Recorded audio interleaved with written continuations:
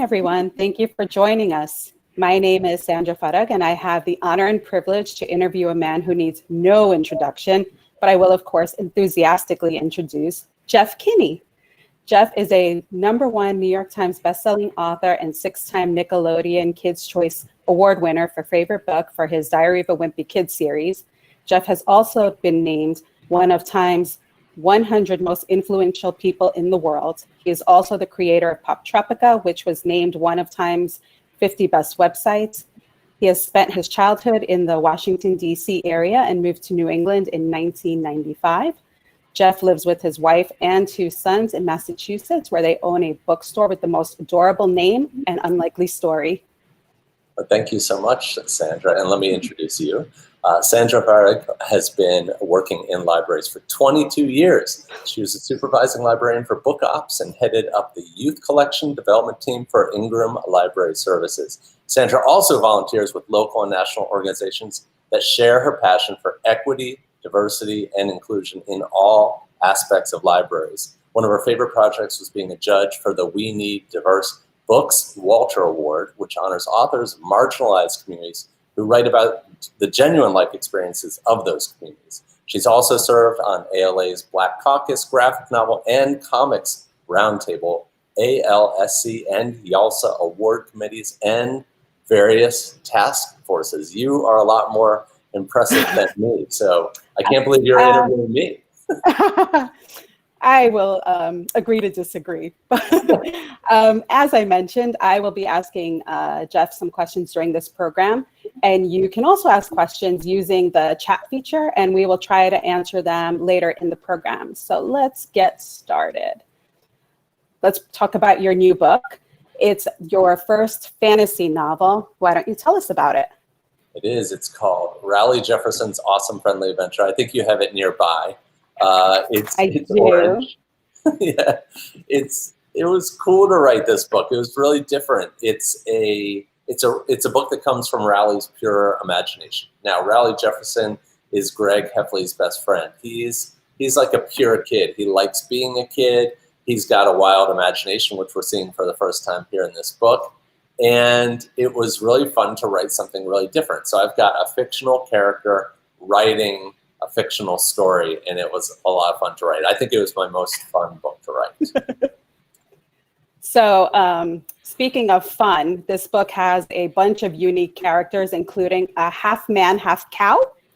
So where did you find your inspiration for your half man, half cow man? Oh, that's a great question. And I really hope my editor is not watching this right now. Okay, I have an editor named Charlie, and we go with him on tour. And of all the people around us, he's sort of the least helpful. Sorry, Charlie. And so he's a great editor, but on tour, what can he do? He can't edit. So we said that it would be very useful for Charlie to have udders with different, concoctions like hand sanitizer, maybe condiments like ketchup, mustard, those kinds of things. Like if we needed to make a quick getaway, one would squirt out an oil slick.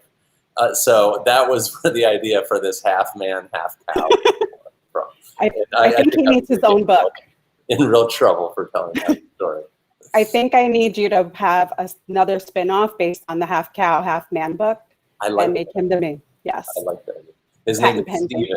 And what I like about Stephen is that he's a different kind of guy. He's a half man, half cow, but he's very comfortable in his own skin, and I like that about him.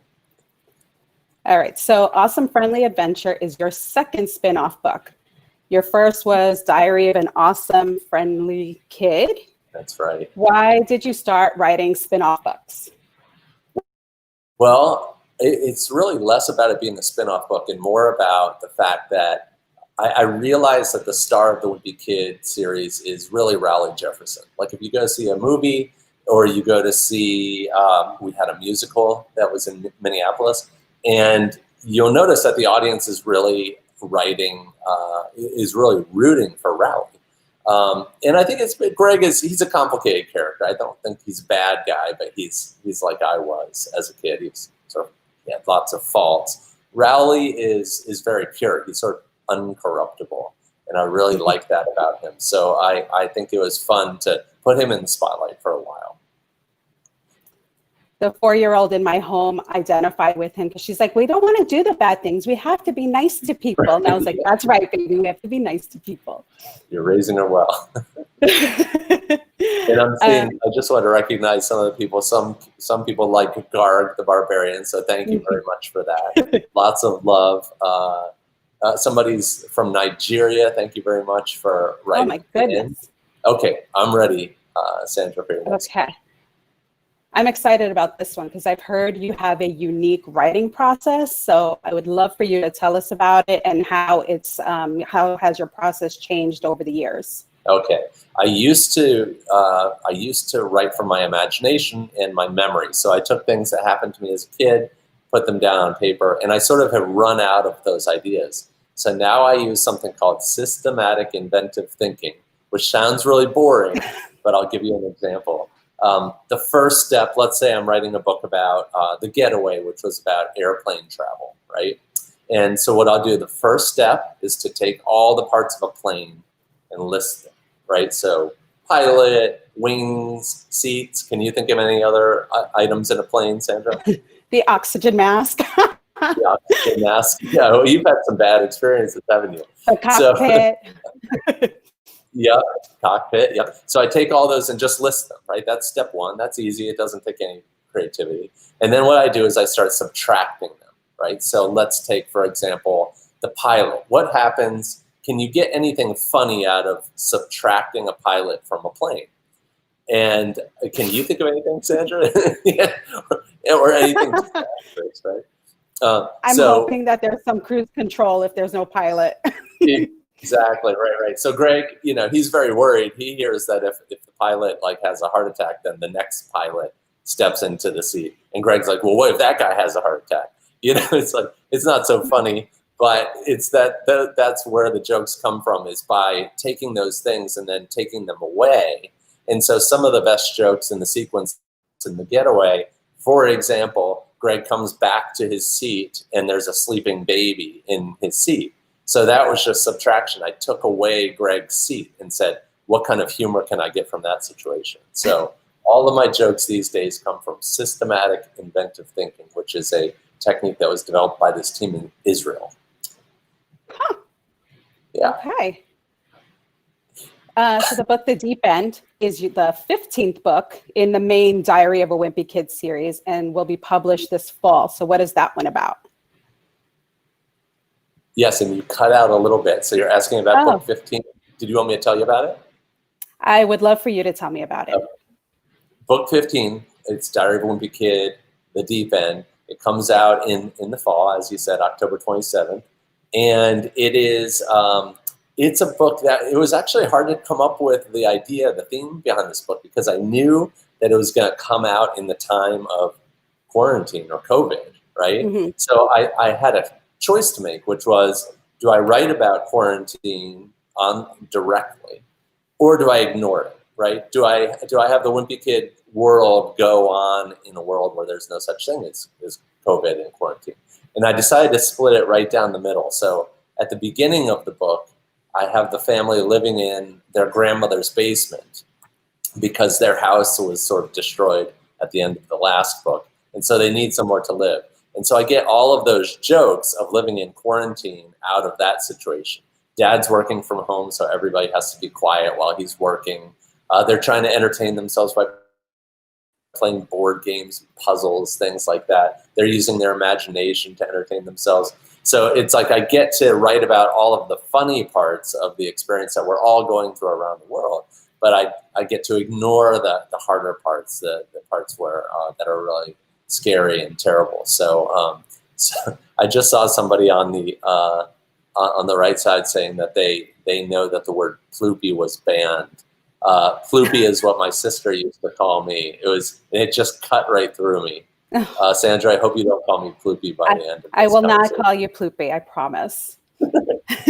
So in the deep end, the other part of it is that the family goes off in an RV. Like they escape this bad situation. They're in the basement. And they go off to see the country in an RV, which I think a lot of people are doing right now. Have you taken a road trip recently? I have. I've driven from Tennessee to Michigan. It was my longest trip ever, and back. Well, because I got my license as an old lady. So in New York City, you don't have to drive. So that was exciting. Right. But it was interesting to see. I didn't realize how much corn there was grown in this country. So much corn. There is indeed. Yeah, so they go off and, they have this kind of RV adventure. And there's a swimming pool at the RV park. So that's where the deep end comes from. Okay. So you've written a lot of books. Your fans love them all. Which one is your favorite? My favorite one, I say it, I'm not trying to push the new book, the new Rally book, but it is my favorite book for two reasons. One is because I think it's just really fresh. It was something totally different. And the other reason is because I wrote it so fast. At the end of December, I came up with the idea for the book. And then it was at the printer at the end of February, completely illustrated and everything. And then, what's that? I said, wow, because that's like warp. That was warp speed. It was, yes. It was, I was Operation Warp Speed before Operation Warp Speed. So I wrote as fast as I could and as well as I could. And I felt really proud. And then we had to delay the book. It was supposed to come out in April and it came out instead. It just, last week. Right. So I hope people like it. I was expecting you to say, like, I can't pick a favorite book. It's like picking my favorite child, but I'm glad that you were like, nope, this is my favorite. All other books, meh. Right. And it would be a good time. It would be a good time to mention that Barnes & Noble is selling the book and that if you pick it up at a Barnes & Noble, you get this patch, which is pretty cool. It's this big patch that says Awesome Friendly Adventurer. And it's pretty cool. It's a nice bonus. Don't worry, the patch isn't the size of So I'm sure you get asked this a lot, but what are some of your favorite books that you read as a kid? And has it changed now that you're an adult? Yeah, when I was reading, when I was a kid, I used to read books where I could see myself in the characters. So Judy Blume books fit the bill for me because the kids were average kids. There wasn't anything really extraordinary about them. They weren't the son of Greek gods or wizards or anything like that. They were normal kids. And I think that my character, Greg Heffley, owes a debt of gratitude to Judy Blume and to Peter Hatcher, who's the main character in Tales from a Fourth Grade Nothing. Sandra, I'm really interested in, were there books that you saw yourself in the characters when you were growing up? Actually, no. And and I discovered this when I was on the Walter Award committees where all of us were trying to talk about when they had seen themselves represented in a book. And as a grown lady, I have yet to find myself represented in a book. Oh, that's it's gotten interesting. close a few times. It's gotten close, but not, I have yet to find me in it, which is why I focus on the equity, diversity, and inclusion, because I don't want another kid grow up to be a lady like me and be like, I don't see myself reflected anywhere. Yeah. And so, and that's your life's work now is making sure that kids get connected with books where they can see each other. Can you recommend any graphic novels or books from marginalized authors or people who aren't represented so well in the publishing industry right now? There's a new one came out last year. Oh my gosh, I can't remember the title. I could picture it. It's purple. I think they're in like Somalia, and it's a YA book. But there are so many new graphic novels or memoirs that are now, they're more diverse than it used to be and a lot more inclusive. And I think they're making more strides in graphic novels than they are in regular prose books. Yeah, that's interesting. That's fascinating. And Jerry Craft, it's worth mentioning Jerry Craft's New Kid book. Love it so much. Yeah, he was actually the first author. He was the first author that ever came to an unlikely story. New Kid, it's a great book. And Gene Yang wrote a book called Hoop. It's called Dragon Hoops, which is a thick graphic novel, also available at Barnes & Noble. But I think it's great that there's so much more of an emphasis these days on making sure that people are represented, because the publishing industry doesn't represent marginalized people very well. but it feels like we're at a turning point where things are changing, I feel like. I somehow lost my copies of John Lewis's March, Yeah. the 3 books. And as soon as he passed, of course, I wanted to reread them. And then I was like, where are they? And then I went online, like immediately. I was like, you need to overnight them to me now. That's cool. So these books are just so important. That's cool. But now let's talk about more fun things. Like you also own a bookstore in Massachusetts. Yeah. So how has being a bookstore owner changed your perspective on writing and publishing? Oh boy, how has it? Well, for one, the thing that I like the most is to sit in the audience of my bookstore. Right now I'm on the top floor, I'm on the Wimpy Kid studio. 1 floor below us is an event space where we can seat 200 people. And you can learn from everybody. You know, that's what's so exciting about,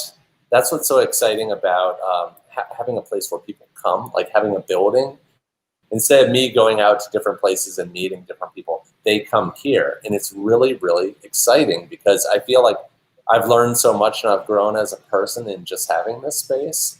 Right. So I would say, you know, the greatest joy of my life is to sit in the dark, in the back row, you know, and listen to a Kwame Alexander, you know, or anybody that kind of comes through my doors whose work I might not have encountered without the bookstore. So that's what I've learned. And I do want to remind those that are watching, if you do have questions for Jeff Kinney, just pop them into the chat and we will try to get to them at the end of our program. So you've met so many authors at your own store. And what authors have you been excited to meet? I know you mentioned Jerry Craft. Yeah, Jerry Craft, Kadira Nelson is really, he's an unbelievable talent. We've had Raina Telgemeier here. And wow. We've had the best authors in the world here. I've got to be honest with you. Raina Telgemeier. I'm sure there are a lot of Raina fans. I'd love to see some love in the right-hand column. Raina's great. She, let's see, we had Lincoln Purse, who does Big Nate. We've had Dave Pilkey, I think 3 or 4 times. He does Dog Man, of course, and so I would say, and then we've had some really famous people. We actually did a virtual event with Hillary Clinton a few weeks ago. So it's been wild. I never thought that if you built a building that people would come to it, you know, like in this way. Especially because we live in a little town called Plainville, Massachusetts. You know, it doesn't sound like the type of place that people would be flocking to. Isn't that what they say? If you build it, they will come. Isn't that from like some 80s movie that I can't remember the name of? Maybe Field of Dreams? I don't know. Right, yes, it was. I digress. Tell us how the first Diary of Wimpy Kid book came to be published. Yeah, that was, I had this idea for Diary of a Wimpy Kid. I tried to become a newspaper cartoonist. It didn't work out for me. Nobody liked my stuff. And so I tried to figure out a way to get my comics into something. And so I came up with the idea for Diary of a Wimpy Kid. And then I worked on it for, it must have been 8 or 9 years. Didn't really tell anybody about it outside of my family. And then when I was done, I had a 1,300-page book. I printed the best 19 pages. I went down to New York Comic Con, walked around my sample packet.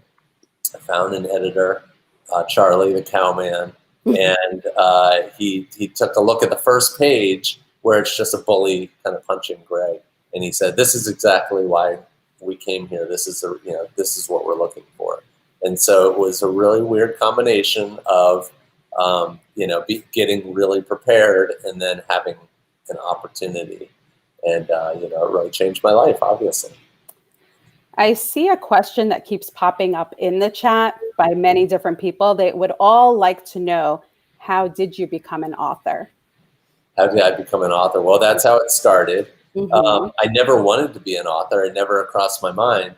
And, I just wanted to be a cartoonist. I really love cartoonists like Charles Schultz, who did Peanuts, and others like Bill Watterson, who did Calvin and Hobbes. Right. And so that's how I got started. Then I had to become an author because I had to figure out another way. And so I do see, Sandra, you cannot ignore Aaron B's question that flashed across our screen. why did I want to become an author? I think it was. I think that most people are born feeling like they are supposed to be something. And then sometimes we get to be that thing and sometimes we don't. Sandra, what's the thing that you wanted to be that you haven't gotten to be yet? When I was in third grade, I thought I was going to be a lawyer or an undercover cop in the vein of 21 Jump Street. There we go. So that's what I thought I was going to be. Well, there's still time for you. How would you feel about going back to high school as an undercover police officer right now? Oh my God, it would be amazing.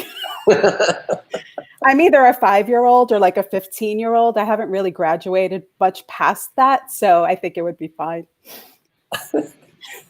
Hey, Thomas asked, will I make a Choose Your Own Adventure book with Greg and other characters? I think that would be really fun.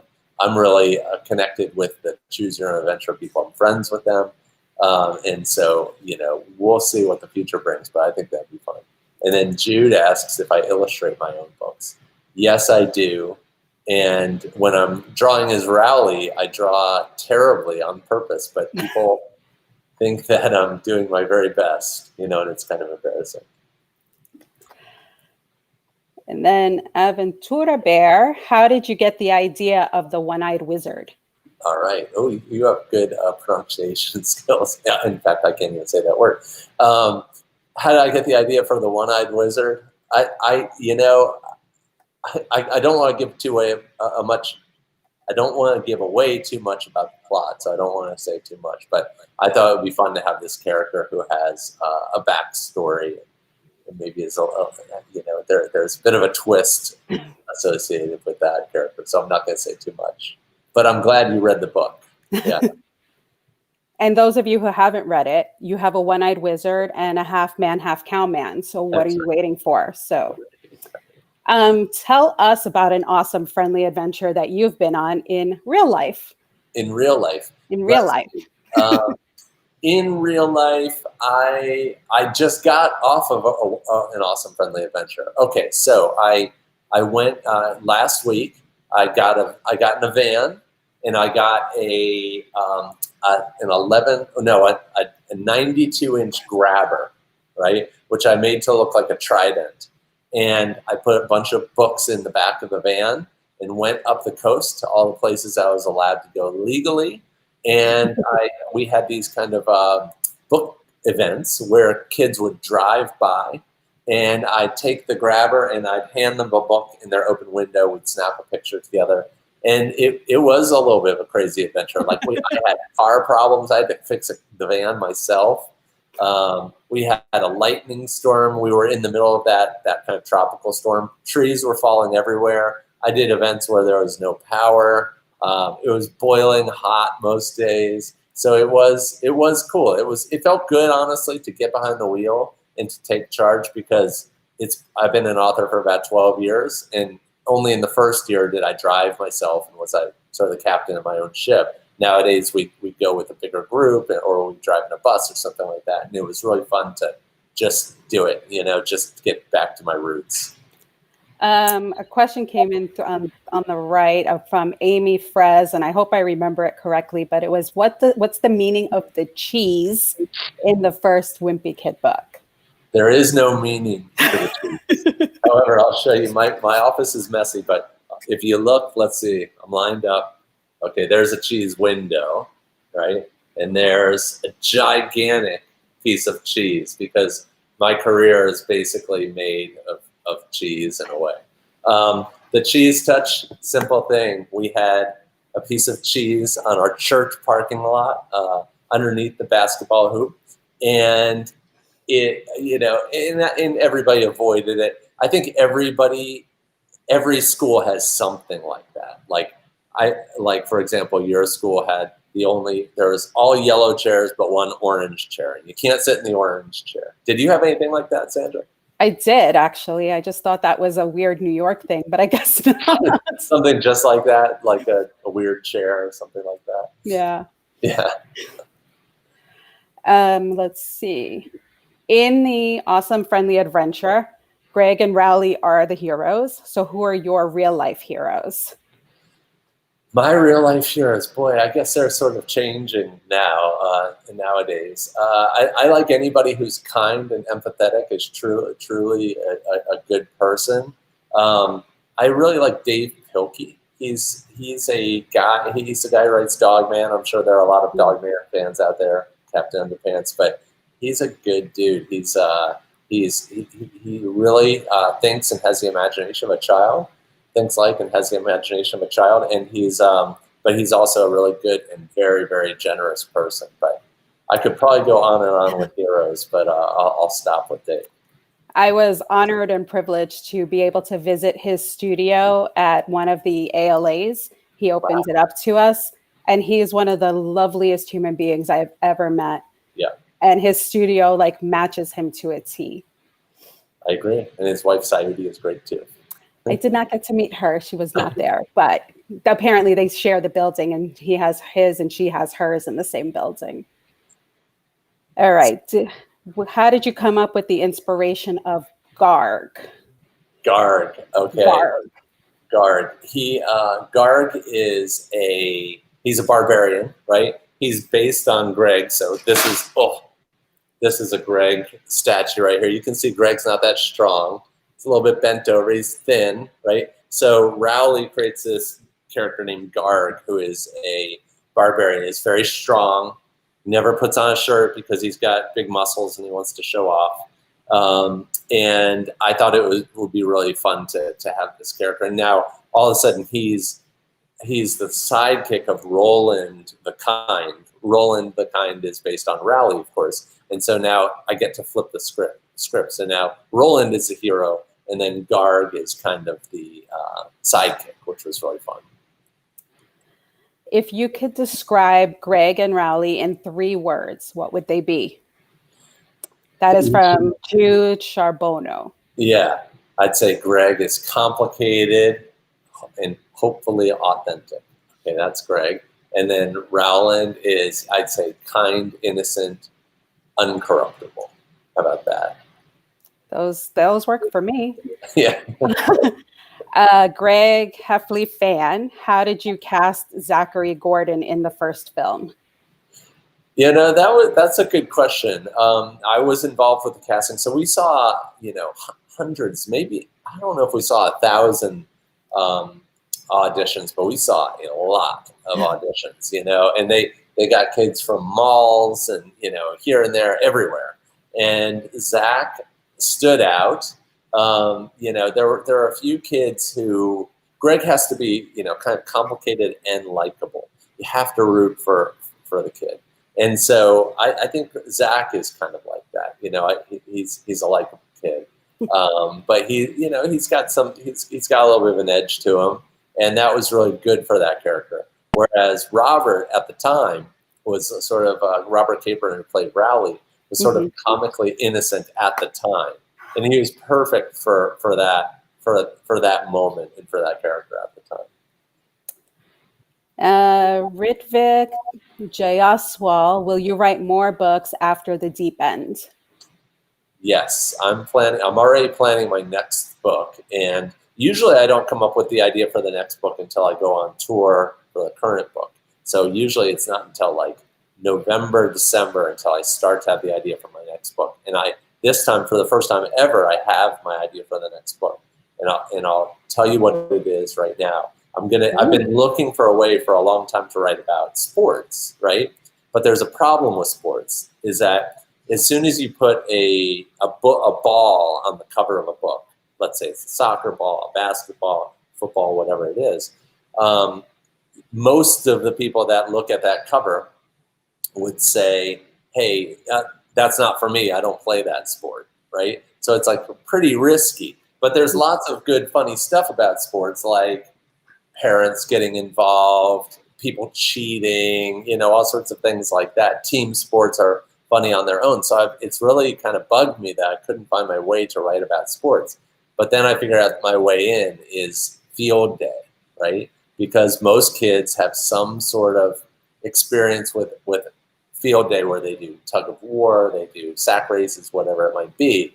And so that gives me an avenue to kind of explore all those different areas of about sports that are fun and are universal. Cynthia Boyson would like to know, what was your favorite book to write? My favorite book was also the hardest, which was a rally book. I wrote as fast as I could. I think I was fueled by Popeyes, spicy fried chicken, and one other thing. It was like Taco Bell. It was bad, but I know exactly what made that book, Taco Bell and Popeyes. So that's your advice for future writers? Because that's also a question that has popped up. Yeah, but it has to be spicy. But I had a lot of fun writing that. Why did I give Roland a flute? I just saw. I thought that was really, really fun and sort of pathetic that he, Garg the Barbarian, the action figure, has a big spiked club, and Roland, his action figure, just comes with a tiny flute.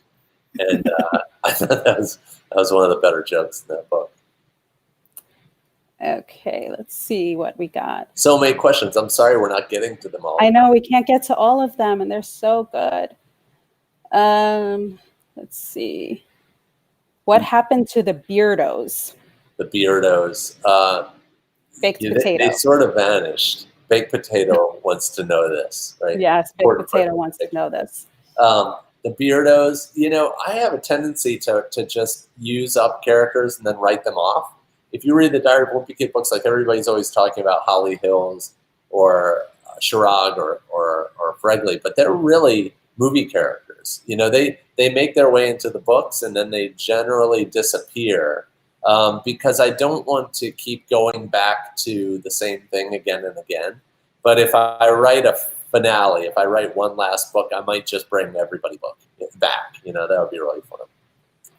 So you mentioned spicy chicken and Taco Bell, but what would your other suggestions be to would-be authors? Well, Starburst jelly beans, Mega Stuff Oreos, breath mints if you're in a pinch. My tips for any author, seriously, is to read as much as you possibly can, because if you're not a good reader, you're never going to be a good writer. Read in the genre that you're interested in. And then I would say try not to, basically you need to find somebody that's going to give you real advice, like real criticism. Because sometimes as kids and as adults, we create something, we show it to our family, our loved ones, our friends. They want to tell you that you did a good job. They might really mean it from their heart, but of course they want to tell you you did a good job. And I remember when I was in 5th grade, I had a teacher who was an older woman, and she, I showed everybody my drawings. I was a pretty good illustrator at that age in 5th grade, and everybody loved them. And I was just like, great, and then she looked at them and she would criticize them, and she would say, you could have done this better, you could have planned this better.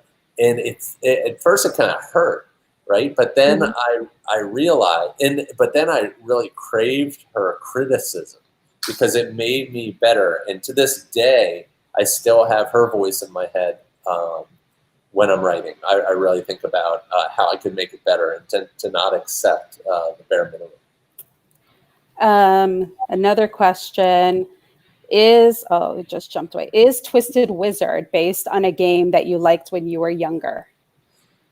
It's sort of like I think that video games in a way, Amy, were better when we were younger because they're in a way they were very limited, right? They're 2-dimensional and side to side, and so you can create really good game mechanics based on that kind of situation. Now games are immersive; they're 3-dimensional, over-the-shoulder kind of games. Lots of good stuff coming out these days, but I like the simplicity of those games. And one of the really funny things about games growing up in the 1970s and 80s was that, I mean, the video games themselves, the graphics might be like a few blocks. Like there was a game called Adventure where you were a knight, right? But you were just a square, literally a single square, right? and you would move around, but then the picture on the cartridge and on the packaging was this unbelievable, this great painting of an adventure and dragons and everything like that. And that was enough to fuel your imagination. That was enough for you to say, okay, that square is not a square, it's a knight, and that collection of squares, those are dragons. A Cesari, the chat is moving so fast, but apparently they have heard that you can sing. And what's your favorite karaoke to sing? I think somebody's making fun of me. Oh, it boy. must be somebody I know. My favorite karaoke to sing. I like, I can sing, I'll put it this way, I can sing well enough to carry a tune, but nobody would ever pay to come hear me sing. That's where that's the difference. So I would say I really like to sing. I can sing Bon Jovi pretty well. I have the same kind of voice. Tom Petty, and then who is it? There's Muse. There's a song called Uprising that I like to sing. Those are some of my. Like we're getting counted down, right? Yes. Yes. So let's take one more question. Okay. Oh my gosh, I want to just spin the wheel quickly. No, I see Raven. You know what? Wimpy, who got inspired by Greg Heffley and Raleigh Jefferson. Wimpy Kid fans. Okay. I think I understand the question, Raven. She said, "Do I know any other Wimpy Kid fans who got inspired by those characters?" I don't. What's been really interesting to me is that some fellow cartoonists who worked in cartoons, like in newspapers, ended up writing books because of the Diary of a Wimpy Kid books. So, for example, Lincoln Peirce, who did Big Nate, and Stephen Pastis, who did Pearls Before Swine, he actually did a book called Timmy Failure, and they say, hey, we were working in this one medium on newspapers, and then we saw that we could bring our work over to books because of your work. And so that was really cool, and it was really flattering. I think I'm going to answer two more if you don't mind. That's fine. Okay. Will Manny get taller? No. Cartoon characters don't change. That's why we like them. And what was the first book I ever wrote? Well, Diary of a Wimpy Kid, and we'll get one more. Will Zachary Gordon make another Wimpy Kid film when the cast is older? We actually toyed with the idea of him becoming Roderick in when we had to recast the thing, but Zachary is a fine young man now. He's probably about 25, muscular now. He can't be Greg Heffley anymore. So. Sandra, I think our time is up, and I wish that we could get every single question, but we cannot. I'm so happy with the amount of questions that we got from the audience. So thank you for joining Jeff and I this afternoon. If you do not own this or this, run out and get them. Social distancing and very safely, please. Yes. And I want to thank everyone again. And thank you, Jeff, for spending this time with me. I really enjoyed talking with you too. Okay. And I want to remind everybody that Raleigh Jefferson's Awesome Friendly Adventure and all the books that we talked about today are available from Barnes & Noble 24/7. I'm sure there's a link that you can click on to get them. So thank you so much, Sandra, for giving up your time. Thank you so much to Barnes & Noble for hosting us. This was really, really cool. And thanks to all of the kids and fans that showed up. It kills me that we couldn't get to every single question. So thank you very, very much, everybody on the right-hand side. Take care. Bye, everybody.